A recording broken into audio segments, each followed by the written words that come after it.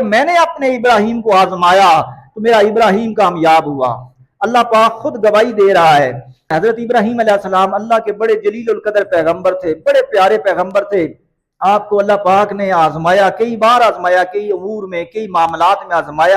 فرمایا کہ اے میرے محبوب، اللہ پاک اپنے محبوب سے مخاطب ہو کے فرما رہے ہیں، اے میرے محبوب اس وقت کو یاد کرو ابراہیم کو اس کے رب نے آزمایا کئی باتوں میں، کئی امور میں۔ اس سے یہ بات معلوم ہوئی کہ حضرت سیدنا ابراہیم علیہ السلام کو کئی باتوں میں آزمایا گیا۔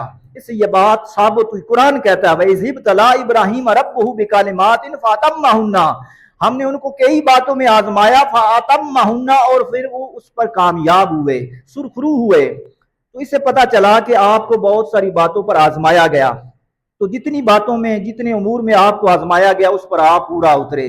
اور یہ کلام الہی ہے، اللہ پاک خود گواہی دے رہے ہیں میں نے اپنے ابراہیم کو آزمایا اور وہ اس پر پورا اترے، ساری آزمائشوں پر پورا اترے۔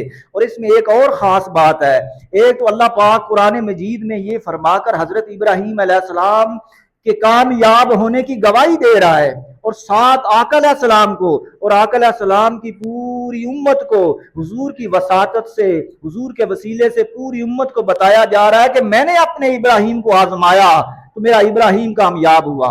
اللہ پاک خود گواہی دے رہا ہے۔